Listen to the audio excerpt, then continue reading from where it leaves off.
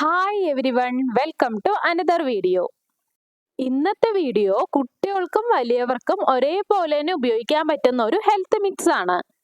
കുറുക്കായിട്ടോ ദോശയായിട്ടോ അല്ല വേറെ എന്തെങ്കിലും പലഹാരമായിട്ടൊക്കെ നമുക്ക് ഈ ഹെൽത്ത് മിക്സ് യൂസ് ചെയ്യാം കേട്ടോ. അപ്പൊ അതിനായിട്ട് ആദ്യം എടുത്തിരിക്കുന്നത് ചോളമാണ്.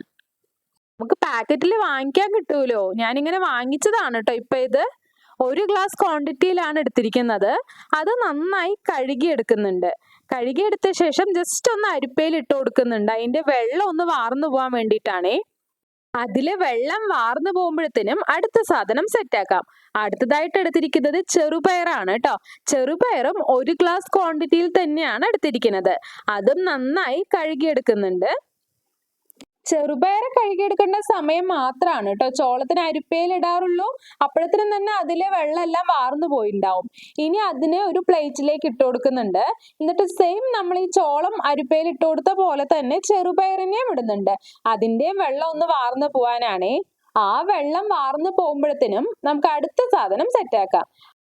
ഈ ഹെൽത്ത് മിക്സിനായിട്ട് പിന്നെ വേണ്ടത് കോറയാണ്. കോറ 1.5 ഗ്ലാസ് ക്വാണ്ടിറ്റിയിൽ എടുത്തിട്ടുണ്ട്. ഇപ്പോ ഇതുണ്ടാക്കുന്നത് എന്റെ മോന് വേണ്ടിയിട്ടാണേ. അതുകൊണ്ടാണ് കോറയുടെ ക്വാണ്ടിറ്റി കുറച്ച് കൂട്ടിയെടുത്തിരിക്കുന്നത്. ഇതെല്ലാം ഈക്വൽ ക്വാണ്ടിറ്റിയിലാണെങ്കിലും ആഡ് ചെയ്യാം കേട്ടോ. അപ്പൊ കോറ എല്ലാം കഴുകി വരുമ്പോഴത്തേനും തന്നെ ചെറുപയറത്തെ വെള്ളവും നന്നായി വാർന്നു വന്നിട്ടുണ്ട്. അതിനെയും ഞാൻ പ്ലേറ്റിലേക്ക് ഇട്ട് കൊടുക്കുന്നുണ്ട്. കോറനെ നമുക്ക് സെയിം അരിപ്പയിൽ ഇട്ടിട്ട് അതിന്റെ വെള്ളം വാർന്നു പോകാനായിട്ട് വെയിറ്റ് ചെയ്യാം. ഇനി ഇതില് ഗോതമ്പ് കൂടെ ആഡ് ചെയ്യാം. ഞാനിപ്പോ അത് എടുക്കുന്നില്ല, കാരണം മോന് ഗോതമ്പ് ചേരുന്നില്ല. അവൻ അത് കഴിക്കുന്ന സമയത്ത് ചെറിയ റാഷസ് പോലെ ഇങ്ങനെ റെഡിഷ് ആയിട്ട് വരുന്നുണ്ട്. അപ്പൊ അതുകൊണ്ടാണ് ഞാൻ ആ ഗോതമ്പ് സ്കിപ്പ് ചെയ്യുന്നത്. കോറയിലെ വെള്ളമെല്ലാം വാർന്നു കഴിയുമ്പോൾ ഒരു പ്ലേറ്റിലേക്ക് മാറ്റുന്നുണ്ട്. ഇനി ഇതിനെല്ലാം വെയിലിൽ വെച്ചിട്ട് ഒന്ന് ഉണക്കിയെടുക്കാം.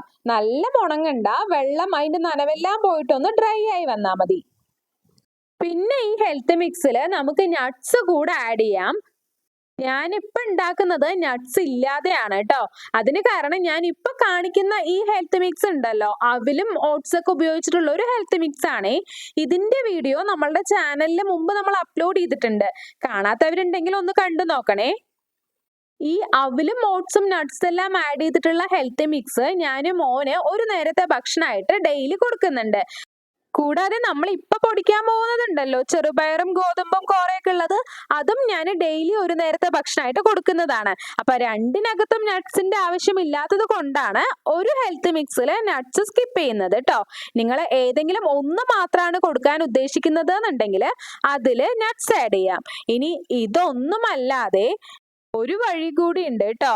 അതായത് നമ്മൾ കുട്ടികൾക്ക് കൊടുക്കാൻ ഉദ്ദേശിക്കുന്ന നട്ട്സ് എന്തൊക്കെയാണോ അതിനെ ജസ്റ്റ് ഒന്ന് ചൂടാക്കി എടുത്തിട്ട് പൊടിച്ചെടുക്കുക.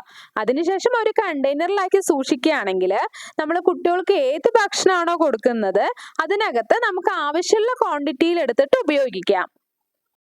ഇപ്പോഴത്തെ ക്ലൈമറ്റില് 1-2 മണിക്കൂറിൽ തന്നെ കോറയും ഗോതമ്പും ചെറുപയറും എല്ലാം നന്നായി ഡ്രൈ ആയി വരും കേട്ടോ. ഇനി നമുക്കിത് വറുത്തെടുക്കാം. ചോളവും ചെറുപയറും ഒരുമിച്ച് തന്നെയാണ് വറുക്കുന്നത്. ഗോതമ്പ് ആഡ് ചെയ്യുകയാണെങ്കിൽ അതും ഇതിന്റെ കൂട്ടത്തിൽ തന്നെ ഇട്ട് വറുത്തെടുക്കാം കേട്ടോ. മീഡിയം ഫ്ലെയിമിൽ ഇട്ടിട്ട് 10-15 മിനിറ്റോളം നന്നായി ഇളക്കി കൊടുത്ത് അതിനെ വറുത്തെടുക്കും.